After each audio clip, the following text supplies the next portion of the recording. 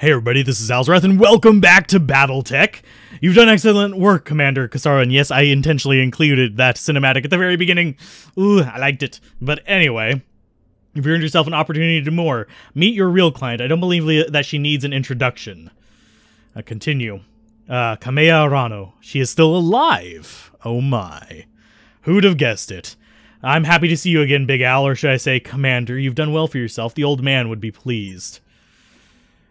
And now we're getting into the meat of the game, I think. It must become as a shock to you seeing us here at Alloway, seeing us at all. I apologize for that, but I had to be sure that you were the MechWarrior I remembered before I reached out to you. And now with Argo on its way to Lyraton for repairs, I know you are everything I remember and more. Oh. None of that matters. I'm happy to see you alive. I really actually am. But yes, but how? Forgive me, Lady Arano, but you're supposed to be dead. Lord Madeira, too. The news feeds ran footage of your dropship getting blown out of the sky on a loop for months. That wasn't her dropship. The broadcasts of her death were Directorate propaganda, well-crafted lies to keep the masses in line. And with that, Kamea, I'll leave you to your reunion. Best of luck with negotiations, and keep me appraised of whatever decision you come to. Winks off the view screen, the dull blue glow of her hollow projection slowly dies away. Lady Centrella was right about the propaganda, Big Al. Your uncle's directorate is run on lies. I mean, my uncle's directorate is run on lies. Though, in this case, they were very nearly became true. The directorate's assassins pursued us into the frontier. In the months following the coup, we had more than our share of close calls. Eventually, they gave up looking for us, and we've been living in exile ever since. Okay. You two have been hiding in exile for 3 years? As far from Directorate space as we could get without leaving the frontier, a miserable little ball of rock called Zothros. It was a nasty, brutish planet full of internecence, strife, and bloody turmoil. There were power struggles and mad nobles, plagues and zealots, and holy wars. So you're saying it was a typical frontier world. More or less living on Cormadir, I heard stories of the problems that many frontier systems face, but I was detached. I never saw how rough life outside the Argan coalition could get. My uncle's coup changed everything, including me. I want to know why. As part of a test of your abilities, to make sure that the performance on Cormadir wasn't a fluke. Our experience in the coup has taught us to be careful, Commander Kasaru. We couldn't just reach out to you on faith. But the Argo herself is important as well. She isn't just a ship, Big Al. She's a symbol of reclamation and rebirth, and return of better days. You'll see for yourself soon enough. She was a majestic vessel once, a true product of the Star League. Under Dr. Murad's care, she will be again. Okay, you made it off there. Now tell me why you're here for me, specifically. Imagine you've already guessed. I intend to seek justice for my uncle's crimes. I intend to take my throne back, but I can't do it without you. We have resources, an army drawn from all across the frontier. Perhaps most importantly, we have the patronage of Lady Centrella, and the tacit support of her government. That means money, a great deal of money. Let's see. I hadn't realized you guys were on such good terms with them. It wasn't, not really, but they want to see the Directorate dealt with.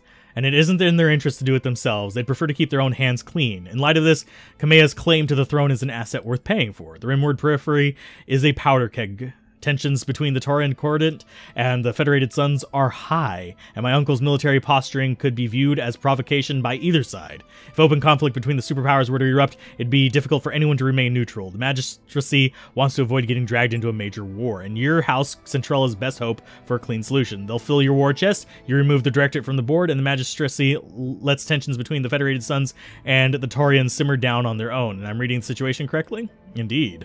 But understand that this isn't just about diffusing a dangerous situation. For me, it's taking on the Directorate is personal. Okay. Betrayed me, the Founding Council has been reduced to a handful of powerless figureheads. Our very identity has been cut away and discarded. Espinosa is long overdue for a reckoning, and with your help, I will bring them one. Join with me, and we will not fail.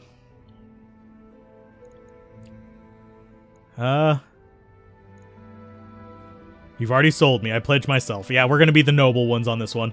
I was hoping you'd say that. Of course, you cannot wage war on my behalf while your travel restrictions remain in place, and so I shall break them. Now that you've pledged yourself to me, I will buy your company's debts, all of them. You'll be free to travel and seek clients as you please, so long as you come with me when I call for you. Come to me whenever I call for you, and on the day that I reclaim my throne, your obligation to me will be forgiven, your debt wiped clean. You'll also be paid for every battle you fight on our behest at a rate you will feel quite generous, given the clientele that you're accustomed to. Thanks to House Centrella, we have money to burn. I took down the scum that betrayed my family, Kamea. It seems only right that I help you do the same. I actually like that response. Thank you. I feel that Raju Montgomery is smiling down on us even now. Poor Raju. I'll take my leave of you now. I have an army to rally and preparations to make, but it won't be long before I contact you again. When I do, I'll need you ready. Prepare yourself and your company. Our war is about to begin. Okay, just bought up our debt, Commander. That means no more banks restricting our jump ship access. We can travel more systems now, but we should still steer clear out of the major states. We don't want it to look like we're going to cut and run. Good news, Commander. Once Doc Murad and her crew got this wrecked ship safely away, they found most of the Centurion on its cargo hold. It's not equipped for combat yet, but with a little love and attention, I think it could return to service. Swing by the mech bay and check it in order for a refit. Oh, we got a free Centurion. Sweet. Well, to taking and giving a beating, models are able to engage at any range, but their damage curve increases as they approach a target. Yes, they're a brawler. Ooh, lovely. I like that. Let's see. Mech bays. We've got a good bit of money now, finally. That thing's not armed. Let's go ahead and repair. Okay, repair you. It's going to take... Okay, I'm fine with that. And you are going to take probably 10,000. Yeah, repair.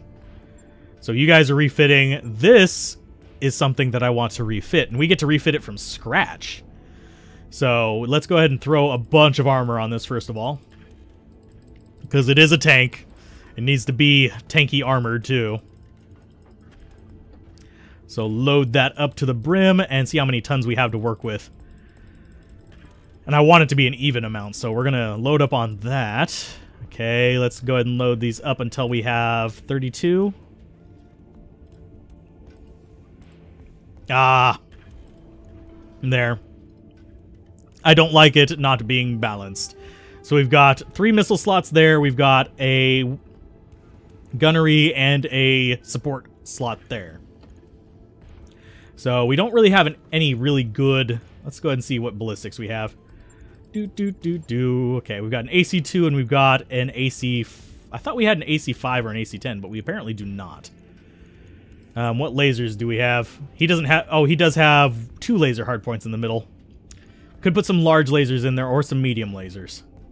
I think the medium lasers are a little bit better. They're only 1 ton, so that gives us a lot of firepower for a little bit of weight. Let's see what the missiles look like. Could take the LRM-10. Could go full splat as well. We have 2 SRM-6s. We have 3 SRM-2s. So I think I want to go 1, 2 SRM-6. What does the LRM-10 weigh? That thing weighs 5 tons. So we could put that on there. And we still have several tons for weapons. So we could do LRM ammo there. How are we looking on heat? Is way down, but I don't want another LRM. I want the LRM ammo on... Let's go there. Can I please put the LRM ammo on? There we go. And we'll do an SRM ammo as well. I'm putting them in the legs for now. I think I might end up putting them in the torso eventually, but generally I don't think the enemies are going to aim for the legs. Let's see. We could put a small laser on this arm just for, like, brawling purposes. That's only half a ton, though. So, equipment-wise, we have jump jets available. Heat sinks. I think we actually just want heat sinks. So, heat efficiency, we want to boost that up. And we want to take that small laser off. So, that's 4 heat sinks. That puts us at 5 heat efficiency.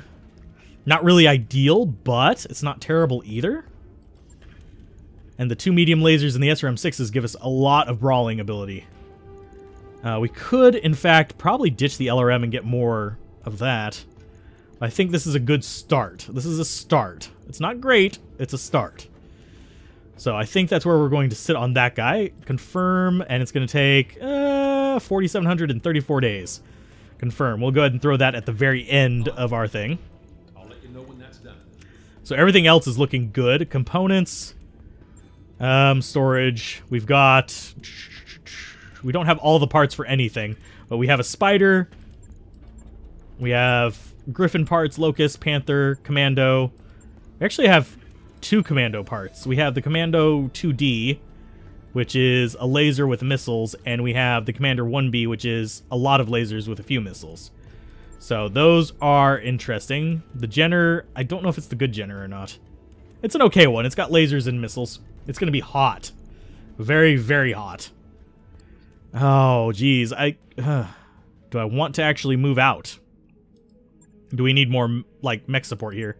You require 200 MRB rating to get Apex. Apex is not... Is Apex not from... No, Apex was one of the ones in the demo. Flatline. 30,000 a month. Lars was born on Arcturus, the original capital. And that guy's good. The most... Okay, what's his stats? He's a Solaris guy. But 49,000 to hire, and then a bunch of each month. He would be a good addition to our crew. We got 2 strike. Awaiting. Good to go. Steiner poor. Turian nobility. I actually want to have more of these little side traits on the characters, rather than necessarily just a long-ass story about them. But Flatline is, I guess, well known. So, Buddy. Merrick Poor, Merchant Ship Crew. Okay, Riddler, Technical School. Is highly valued. So he has Technical School ability. Tauran Nobility. Perhaps uniquely, but there's very little distinction between nobility and the commons as a Taurian society. Let's go for, I think we want Riddler. Just for his abilities. Waiting for orders. Blake learned both mystical and technological secrets to enable them to operate the mysterious hyperpulse generators.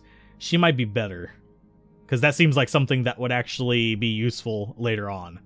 So I'm going to go ahead and hire her, except, so we actually have 2 mechs. So let's look at our barracks, and what MechWarriors do we have? So we've got 5 MechWarriors. We got Medusa and 2 Strike as our backups. She's got 0 experience, so we're going to have to work on that. But we got a bunch of experience on our main characters. I'm good with that. How are our finances looking? Our cost is 281,000 a month. We can last for 5 months with that. Not really great. What's our star map look like? Oh, we've got a lot more room here. Got a travel contract available there. And we've got a little bit more room to travel. I think this opens up in the future to where you can actually travel to even more places. So, yeah, as you play the game, it's going to expand even more. And do we actually want to hire anything? I mean, buy anything? Store. Just double checking before we do. Just light mechs still? Ugh. What do we have as weapons? AC5. AC2 plus? What does that do? Plus 25% chance of crit. That might be useful to actually swap onto our Blackjack.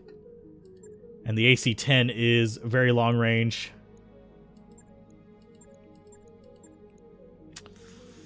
120, 90 to 540. I think we do want to buy that.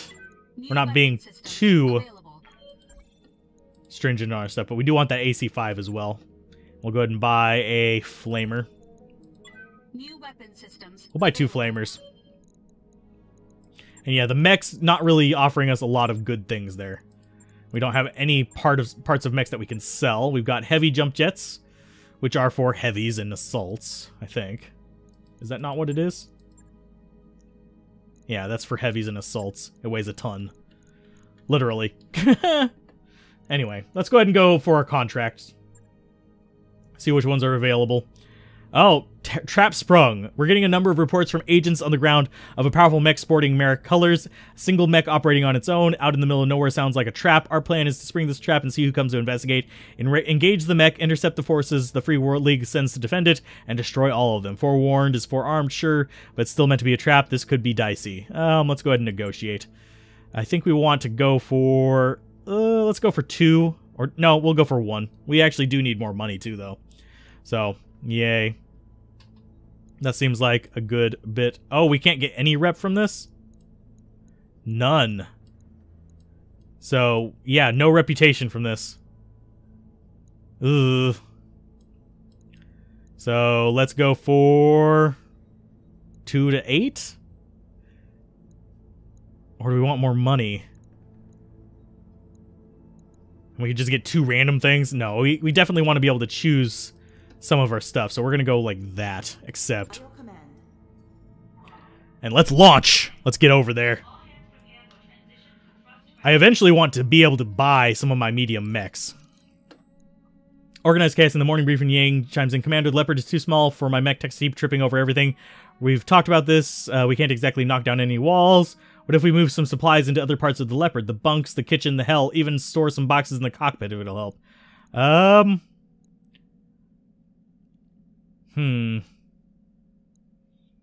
Yeah, let's go ahead and move everything. Morale decreased by 2. The company gains +3 tech point boost for 30 days. Tech points. Let's talk to Yang real quick, see if he can do some modifications on the ship. Let's see. Yeah, he knows about her. I'll get back to you later. How do we expand our ship?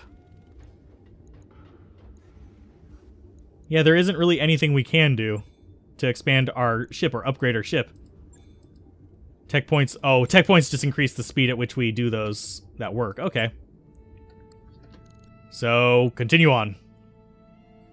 Yeah, they're just repairing these things, and then they're going to retrofit that Centurion. I don't think we're... Oh, we actually... It happens on the same day we get there. Well, the day after. Still. It's not bad. Yippee-ki-yay, mother lickers. I'm going to do less humming and hawing in the episodes in the future, in case you're wondering. Just so we can get through. Local government, Detroit. Still find it weird that it's called Detroit.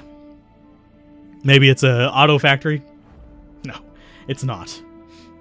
I wonder if they'd even... No, yeah, they would have cars in this because they've got tanks. It's like, would they have cars in MechCommander? And yeah, they would. MechWarrior. Encoding overloaded. Okay. That might have actually been a glitchy visual right there. Let's see. The last cup. On your way to Leopard's Galley, you run into Sumeyer heading for the same way. Commander, it has been a long week. I know I can't make hours in the day, but I can make more coffee. When you entered the cramped galley, you found Glitch and Medusa in a tense standoff in front of a nearby empty coffee pot. Commander, this is the last of the coffee. The Exo says we won't get any more until we get the next supply run.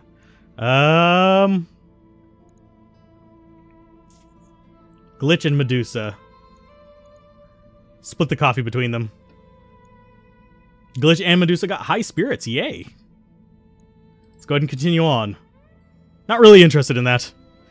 I'm going to click over here for just a second. I will be right... actually, no, that's not going to do anything. So next. Yeah. We're going to run out of money really fast. So accept. Continue. We're going to probably call it whenever we reach the planet, because I am getting warnings from my recording software. We've arrived at Detroit, Commander. Ready to proceed with your current contract? Not yet. So if we wait a day, let's go ahead and go forward a day. Okay, continue, and time is done, and we are set to launch down on the planet and actually do this contract. Sorry for cutting it short, and we just got through a little bit of dialogue on this one, and we got a foundation of where we're going, but I don't like it when my recording software throws up warnings, so keep gaming, have fun, peace out, this has been Alzorath. I'll see you guys next time on Battletech. Bye.